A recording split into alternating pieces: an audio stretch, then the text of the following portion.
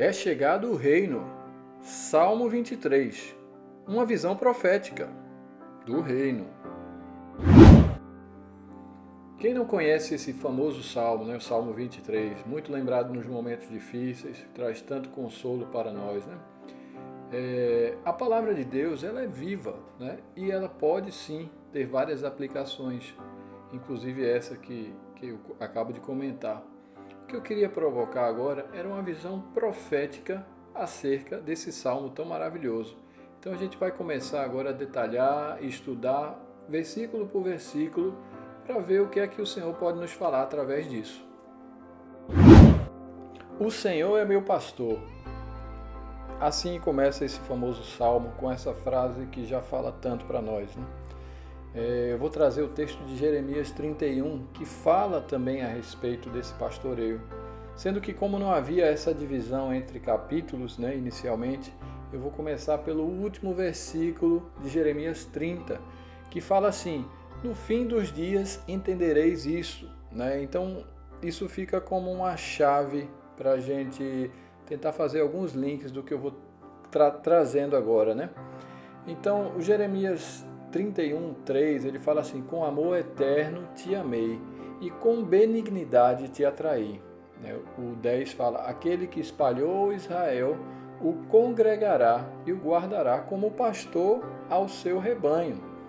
Então, a tônica desse capítulo 31 de Jeremias é quanto ao pastoreio que Deus faz, E a nota do capítulo anterior nos dá a entender que haveria um entendimento mais aprofundado no fim dos dias, Seguindo, outro versículo muito famoso a respeito do pastoreio é Ezequiel 34, Então, eu mesmo procurarei pelas minhas ovelhas e a buscarei. Isso é uma promessa do Senhor. Ele fala que buscarei as minhas ovelhas e livrá-las-ei de todos os lugares por onde andam espalhadas. O próximo versículo fala: a perdida buscarei e a desgarrada tornarei a trazer. Esse versículo é muito importante, que a gente consegue fazer vários links com Lucas 15, 16 por ali, onde a gente tem parábolas acerca de perdidos, ovelhas, moedas, filhos. Então, nosso Senhor é o pastor que busca o perdido.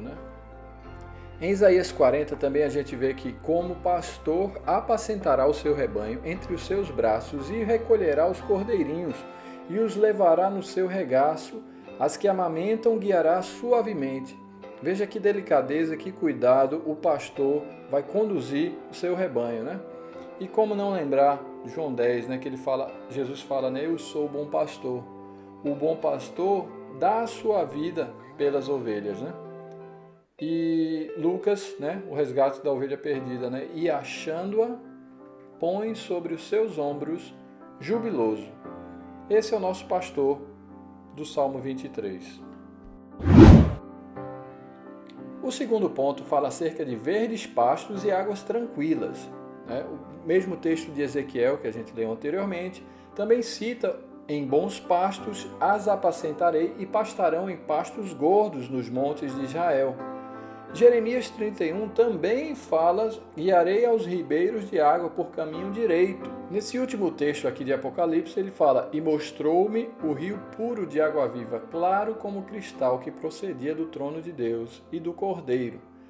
Então, tanto em Ezequiel, em Jeremias, em Apocalipse, a gente vê esses pastos verdejantes, águas tranquilas. Voltando aqui no complemento do texto de Jeremias, a gente vê que Efraim é um filho precioso, a criança das minhas delícias, E ele fala que cegos, aleijados, grávidas e as de parto, juntamente em grande congregação, que ele ia congregar de toda extremidade da terra. É o mesmo povo que está sendo ajuntado na parábola da boda, ajuntar a todos quanto encontraram, tanto maus como bons. Então a gente vê aqui que esse é o povo que vai ser levado aos verdes pastos e às águas tranquilas em Israel. Para entender um pouco mais sobre isso, eu recomendo checar o estudo sobre as duas casas de Israel. Refrigera a minha alma. Olha que beleza! Também em Jeremias 31 e Ezequiel 34 temos as mesmas referências de Salmo 23. Jeremias 31:12 fala: sua alma será como um jardim regado e nunca mais andarão tristes. Vê que promessa maravilhosa, todos querem hoje sua alma regada, né? Não mais presa a tristezas. No versículo seguinte fala, tornarei o seu pranto em alegria e os consolarei, e lhes darei alegria em lugar de tristeza. Em Ezequiel 34:15, vemos, eu mesmo apacentarei minhas ovelhas e as farei repousar, diz o Senhor Deus, né? Jesus fala, né, que rios de água viva correrão do seu ventre, do seu interior. É uma alma refrigerada pela água do rio de água viva, né? E a promessa de Apocalipse 21, né, no finalzinho lá da Bíblia, ele fala, e Deus limpará dos seus olhos toda lágrima. Então temos que crer nesse refrigério de nossa alma. Ele nos faz andar em veredas de justiça por amor do seu nome. O caminho do Senhor é perfeito, né? Salmo 31 fala, por amor do teu nome, guia-me e encaminha-me. Jeremias 31 também fala acerca disso. Porei a minha lei no seu interior e a escreverei no seu coração, e eu serei seu Deus e eles serão meu povo. Nunca mais me lembrarei dos seus pecados. Outra promessa também fantástica. Então, os caminhos de justiça nos quais ele vai nos guiar, vem porque ele vai imprimir a lei no nosso interior e vai escrever no nosso coração. Provérbios 8:20 fala, faço andar pelo caminho da justiça e no meio das veredas do juízo. E uma das promessas do papel do Espírito Santo é que quando ele vier, ele convencerá o mundo do pecado, da justiça e do juízo. Então, esse encontro, esse pastoreio sobre nós, nos vai fazer andar no caminho de justiça, para que o nome dele seja exaltado por amor do seu nome. O temido vale da sombra da morte, mas não tema, porque tu estás comigo. Eu acho que esse é o ponto do Salmo 23 que vai trazer maior revelação, né? Por quê? Porque dentro de uma aplicação moral, né, motivacional, a gente sempre romantiza o vale da sombra da morte para uma situação difícil na qual a gente está passando, de angústia, de depressão. E sim, a palavra de Deus serve para isso. Continue usando, continue se motivando dessa forma. Mas o que eu queria trazer para você aqui, né, o que é o vale da sombra da morte, né? Se a gente vai em Ezequiel 37, né, também fala de um vale que estava cheio de ossos, né? Então, o vale da sombra da morte é cemitério, tumbas, sepulturas, né? E você consegue perceber por quê? Porque a profecia, né, que Ezequiel é levado em visão para ver, ele fala, abrirei os vossos sepulcros e vos farei subir as vossas sepulturas. Então, a mensagem principal desse versículo é a ressurreição, né? A ressurreição da morte física, né? Então, outro versículo que a gente pode trazer aí também, Jonas 2:2, que ele fala que do ventre do Sheol eu gritei e tu ouviste minha voz. Algumas traduções falam até do vale da morte, né? Então, Jonas morreu dentro daquele grande peixe e ele gritou lá do mundo dos mortos, né? E Deus ouviu a sua voz, né? E Jesus cita isso como um sinal, né? Com que os fariseus pediam, né? Então, Jonas gritou do Sheol, né? Se na sua Bíblia tiver inferno, né? É uma tradução muito ruim. Na verdade, é sepultura ou mundo dos mortos. Eu preferi deixar Sheol aí, né? Um salmo muito famoso também fala, né? Salmo 139:8. Se eu fizer na sepultura, no Sheol, a minha cama, eis que tu ali estás também. Então, se eu morrer, Deus ainda vai estar comigo, né? E não é de se espantar, porque quando Jesus faz a grande comissão, ele envia seus discípulos, ele promete isso, né? Ele diz, eis que estou convosco todos os dias, até a consumação dos séculos, né? E a gente começa a entender por que ele falou em João 11:25, né? Eu sou a ressurreição e a vida. Quem crê em mim, ainda que esteja morto, viverá. Então, mesmo que a gente se separe dos nossos entes queridos, né? Deus nunca vai se separar de nós, Ele sempre vai estar conosco, né? Mesmo que eu esteja na sepultura, Ele vai estar conosco. Isso nos traz uma confiança e um conforto muito grande. Ainda sobre o Vale da Sombra da Morte, nessa segunda parte, vamos trazer aqui nossa viva e bendita esperança. Em 1 Pedro 1,3, ele fala que nossa viva esperança é a ressurreição de Jesus. Se a gente vê em 1 Coríntios 15,19, ele fala que nossa esperança em Cristo vai além desta vida, né? Por quê? Porque se nossa esperança se limita às coisas dessa terra, comamos e bebamos, que amanhã morreremos. Quem foi que inaugurou esse pensamento, essa filosofia? Esaú, né? Esaú não tinha essa esperança, né? Ele comeu e bebeu e desprezou a primogenitura. Se a gente quiser entender algumas coisas, vamos fazer a associação de primogenitura com primícia com ressurreição. Então faça essa ligação que vai ajudar você a entender muita coisa na Bíblia. Primogenitura, primícias e ressurreição. Paulo, na carta a Tito, fala para aguardar a bendita esperança e a manifestação da glória do nosso grande Deus, Salvador, Cristo Jesus. Então, bendita esperança mais manifestação da glória do nosso Senhor. Então, a bendita esperança qual é? É a ressurreição, né? E ela está linkada, está vinculada aí junto com a manifestação, com o Apocalipse, com a revelação de Cristo. Voltando para a profecia de Ezequiel, né? Ele fala: vem dos quatro ventos, ó Espírito, e assopra sobre estes mortos, para que vivam. Então, Ezequiel 37 também vinculado aí com Salmo 23, né? Por que eu não vou temer o vale da sombra da morte? Porque vai vir o vento dos quatro cantos e os mortos vão reviver. Mateus 24, 31, quando Jesus está descrevendo os eventos finais, ele fala que vai mandar os anjos com rijo clamor de trombeta, os quais ajuntarão os seus escolhidos desde os quatro ventos, os mesmos ventos de Ezequiel 37, e a mesma congregação, ajuntamento das ovelhas que a gente viu nos outros slides atrás. Então, quando o Espírito Santo sopra, ressuscita, não só faz isso, converte eles num exército grande em extremo, né? E a vara de Israel, Efraim, se juntará à vara de Judá, e será uma só vara, um só corpo, né? Cristo uniu no seu corpo, derrubou a barreira da inimizade e fez um só corpo. O Salmo 17, 15, né? Imagino que seja de Davi, ele fala: quanto a mim, contemplarei a tua face na justiça e me satisfarei a tua semelhança quando acordar. Então veja que maravilha, ele entendia que a semelhança de Cristo, semelhança do nosso Senhor, viria quando ele acordasse, quando ele fosse ressuscitado, né? Então nós ainda não vemos como ele é, mas quando ele se manifestar, nós veremos e seremos semelhantes a ele.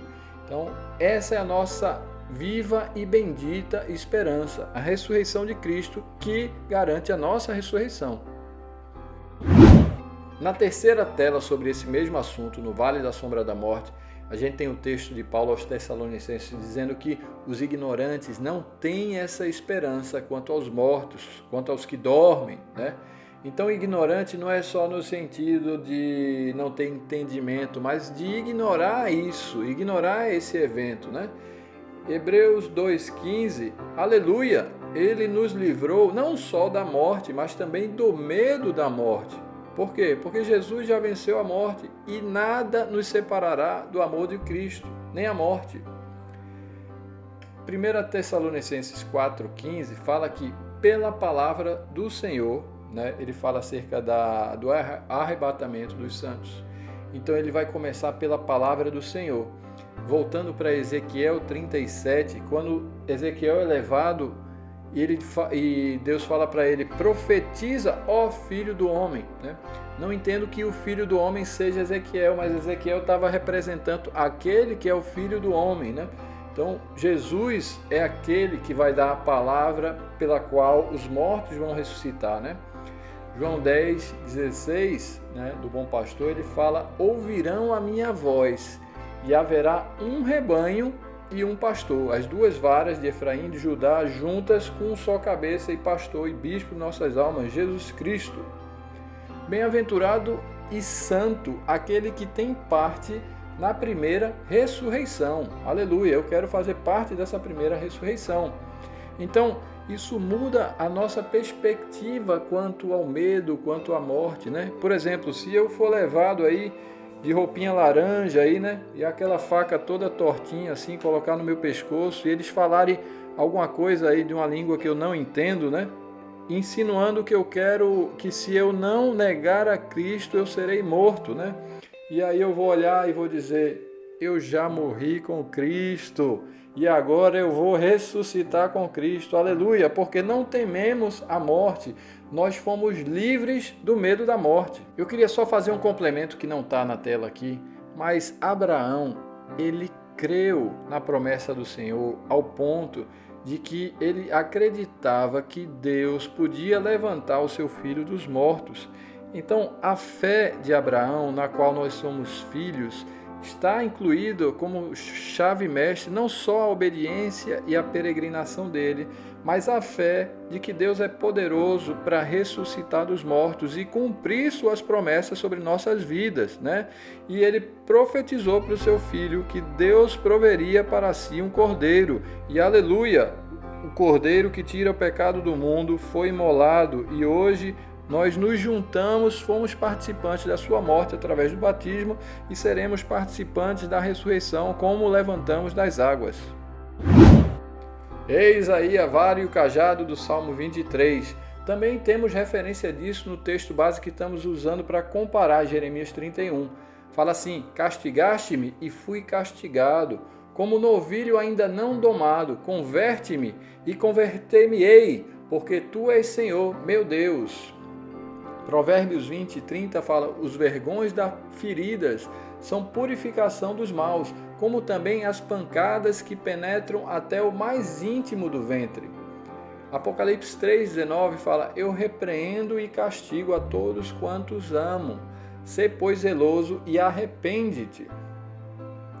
1 Pedro 4:13 fala: mas alegrai-vos no fato de seres participantes das aflições de Cristo, para que também na revelação da sua glória, no Apocalipse, né, a manifestação da sua glória, vos regozijeis e alegreis.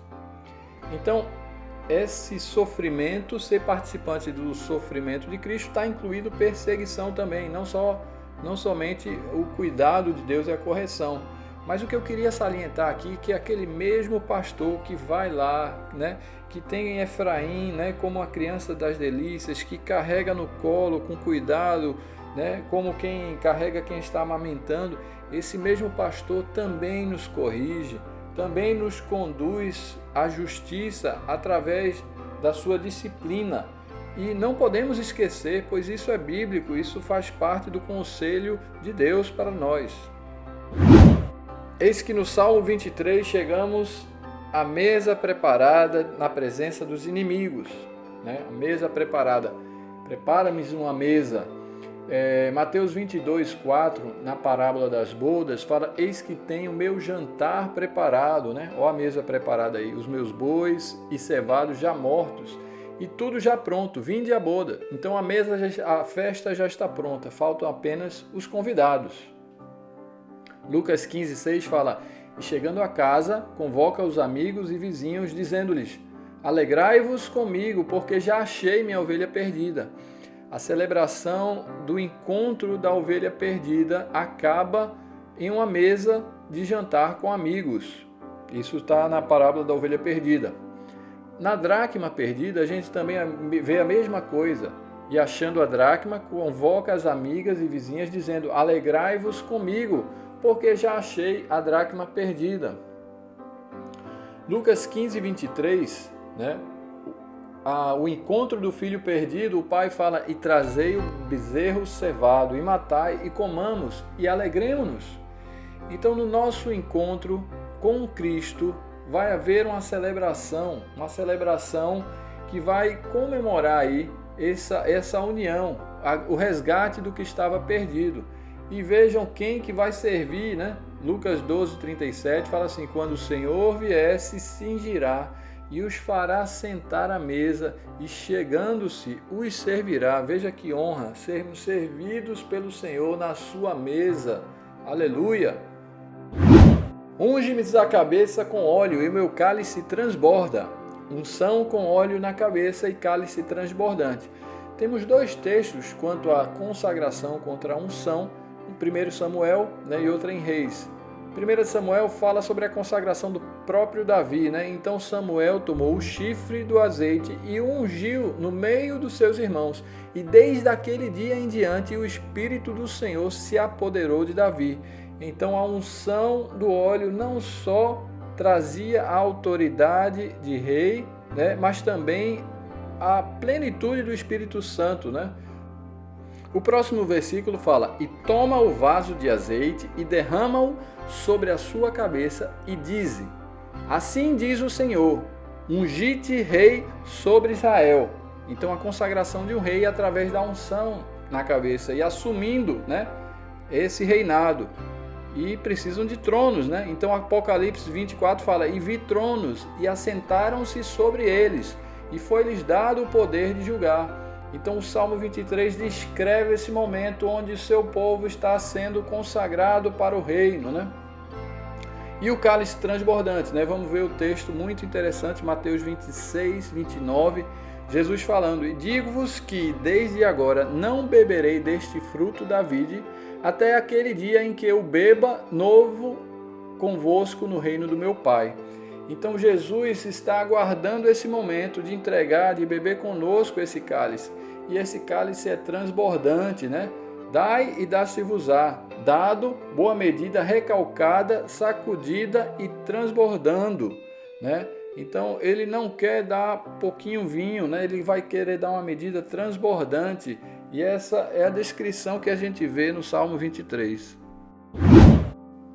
Bondade e misericórdia certamente me seguirão e habitarei eternamente com Deus, para sempre na casa do Altíssimo, né? Então, o desejo de Davi, né? Uma coisa pedi ao Senhor e a buscarei, que possa morar na casa do Senhor todos os dias da minha vida, para contemplar a formosura do Senhor e inquirir no seu templo. Então, o descanso do Senhor, né? O sábado, né? O repouso, a gente vai entrar no descanso, uma vez que fomos coroados, consagrados, vamos entrar nesse bendito descanso, né? Nesse reino eterno, né? Bem-aventurado aqueles que guardam seus mandamentos, para que tenham direito à árvore da vida e possam entrar na cidade pelas portas. Salmo 145:13 fala que o teu reino é um reino eterno e o teu domínio em todas as gerações, dura em todas as gerações. Daniel 2:44, mas nos dias desses reis, o Deus do céu levantará um reino que não será jamais destruído, e este reino não passará a outro povo, esmiuçará e consumirá todos esses reinos, mas ele mesmo subsistirá para sempre. Jesus, a pedra que não foi cortada por mãos humanas, virá lá de Sião e estabelecerá seu reino eterno. E o que vai acontecer? Apocalipse 21:3. Eis que o tabernáculo de Deus com os homens, pois com eles habitará, e eles serão o seu povo, e o mesmo Deus estará com eles, e será o seu Deus. Como é no céu, será na terra, e se cumprirá a oração de Jesus, se cumprirá o propósito de Deus de habitar entre seu povo. Já não vai mais precisar de templo, de tabernáculo, de proteção, porque nós seremos sua morada eterna e estaremos para sempre com ele. Aleluia! Veja que salmo maravilhoso, né? Começa desde a união do povo, do pastoreio, né? Da ressurreição, da reunião, da consagração e da entrada no reino eterno. Maranata, vem Senhor Jesus, seja feito aqui na terra como é nos céus.